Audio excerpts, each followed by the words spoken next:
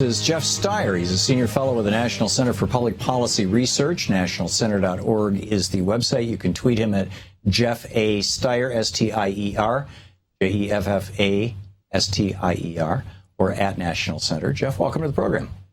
Hey, Tom, good to be back with you. Great to have you with us. So you're asserting or suggesting. Well, actually, I'm not sure I get your take here. The feds are coming for your e-cigarettes. I have the article. I've read it, or at least the one by Gillian Mahoney. What's the situation here? What's as a conservative think tank, what's your position on this? Sure. Well, as you know, and your listeners know, last week the FDA issued a rule that will effectively ban almost all of the cigarettes, e-cigarettes that are on the market today. And these e-cigarettes compete with combustible cigarettes. Well, wait a second. It won't ban them. It will limit them to it limits them in a particular way, doesn't it? I mean, yes. It's like they're treated like regular cigarettes. In other words, children can't buy them, for example. Well, first of all, I'm in favor of a ban on sales of e-cigarettes to minors. What the FDA likes to do is to say, we're not banning them, we're just applying rules. The cigarette market, which is where people are getting their nicotine, and for the most part today, in the most dangerous form possible, is an entrenched, mature market. Not mature like for adults, but mature in that it's established. E-cigarettes, however, are a brand new product. They are a less harmful alternative to smoking. They are not entrenched in the market. So the cigarettes that people smoke today are on the market, and they will not have to go through any pre-marketing approval, any tests. They can stay on the market.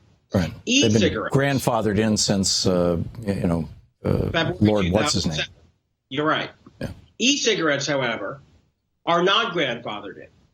And they go back to February 2007 and say any products that were on the market retroactively after February 2007, those products will have to come off the market if they don't submit very expensive applications that are not only very expensive, but also almost impossible to prove. They would have to prove that not only are these e-cigarettes safer than cigarettes for the individual user, but all sorts of other things, such as they are safer for the population as a whole, including the fact that kids won't start using e-cigarettes and later smoke, which we're not seeing happening by any means. Even the FDA concedes that point. However, all sorts of kind of impossible things you have to prove.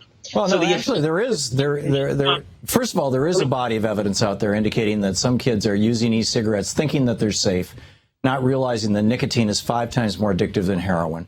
And they get addicted to it, and then once they're addicted to it, if they don't have access to e-cigarettes, they use regular tobacco, which, as you correctly point out, is far more destructive to your body. And, I mean, the principal side effect of nicotine is addiction. The principal side effects of tobacco are heart disease, hardening of the arteries, and cancer. Yeah, and we would take up your whole this whole 10-minute segment if we talked about what we agreed on how bad cigarettes are. Right. But my point is, where I wanted to go with this, and what I think you're missing, or maybe you're trying to miss, is that because the e-cigarette business is the wild, wild west, it's completely unregulated, or largely unregulated, there have been flavorings and additives put into these e-cigarettes that we don't know what the hell they are. We don't know what consequences they have. We don't know if they cause cancer, if they cause heart disease. We don't know. I mean, if you're talking about an ingestible substance, we're not talking about, shampoo, although even shampoo gets absorbed.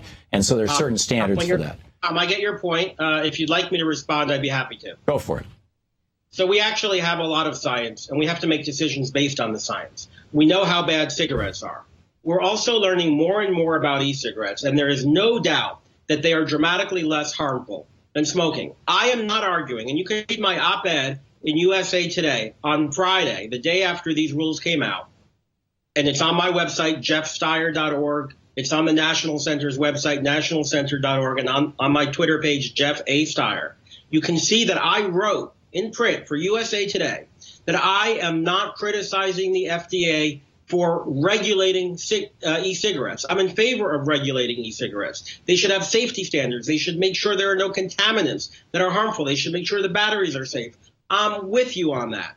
What I am opposed to is the approach that the FDA took, which would effectively ban 99% of the products that are on the market that adult consumers who smoke are using to get off those products. Until those manufacturers have jumped through the hoops of demonstrating safety and efficacy.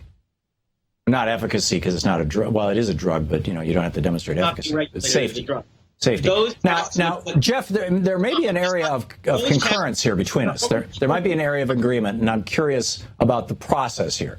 Because one of the things that I have seen, and I wrote about this in a book of mine called Unequal Protection, was back when Monsanto lobbied the George Herbert Walker Bush administration for regulations on genetically modified organisms. And the reason that they wanted those regulations at that time was they were the principal owners of the technology, number one. And number two, they wanted to make it very, very difficult for anybody else to get into that marketplace. Is what we're looking at here the result of the revolving door between the tobacco industry and the FDA, as it was in the case with GMOs during the Bush administration, where big industry is trying to block out small entrepreneurs? Actually, Tom, it's better than that. I'm glad you brought that up. Mitch Zeller, who runs the FDA tobacco division, who spoke this morning at the conference that I'm at, used to consult for the pharmaceutical industry. That industry sells mostly ineffective nicotine replacement therapy. So to the extent there's a revolving door, it's between the FDA and the pharmaceutical industry, which is competing with e-cigarettes. Right, because they're selling these god-awful SSRI drugs as this will help you get off nicotine, and then people discover after 6 months of them and they're no longer smoking that for the rest of their life they're going to be addicted to these SSRIs unless they want to have electric shocks in their brains. And whether it's the SSRIs or Chantix, which is strongly I think Chantix is an SSRI. That was my point. There's Chantix, there's nicotine replacement therapy. So to the extent you argue that nicotine is dangerous, the FDA has approved it. The problem with the FDA-approved nicotine therapy is that it's ineffective because it delivers too little of a dose too slowly. It doesn't mimic smoking. The goal, in fact, is to mimic smoking, to give adults the nicotine they want, keep them out of the hands of children with tight regulations that don't allow sales, that don't allow marketing to kids. That's very important. Even though what you said earlier, I have to disagree respectfully. E-cigarettes have not been shown to be a gateway to smoking. Nicotine is addictive. Well, question for you, Jeff. When the UK Tom, I'm glad you brought up the UK, because in the UK, the Royal College of Physicians, which is not an industry group, said that they encourage their doctors to recommend, to widely publicize e-cigarettes as a tool to get their patients off of cigarette smoking. I agree with that. I think that that's fine. My question to you is, the other thing that the UK did is they legalized heroin. And what they found was that when people could legally use heroin, that crime went down, infections went down, people started, going back to work and stuff. I mean, it was, and Portugal's had the same experience. Aren't we really kind of talking about the same thing? And shouldn't we have a much larger approach to this thing, that all of these things are public health issues? Tom, we're talking, there are lots of public health issues. And when we talk about nicotine, we're talking about smokers. In America, 400,000 smokers die a year. There aren't, as far as I know, that many people using heroin on a regular basis. No, but we're talking about addiction. We're talking about two substances that are the two of the most addictive substances available to us. Nicotine is 5 times more addictive than heroin, but heroin's pretty damn addictive. Let's talk about nicotine addiction.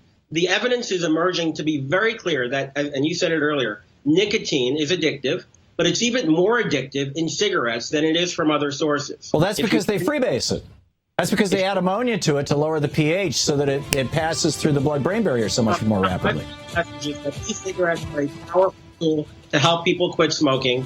The Royal College of Physicians, the Public Health England have all endorsed cigarettes as 95% less harmful, and there's no evidence of gateway of kids switching. Yeah, okay. Jeff, we're out of time here. Senior Fellow with the National Center for Public Policy Research, nationalcenter.org, Jeff A. Stier. Thank you, Jeff. Thanks, Tom. Good talking to you. We'll be back.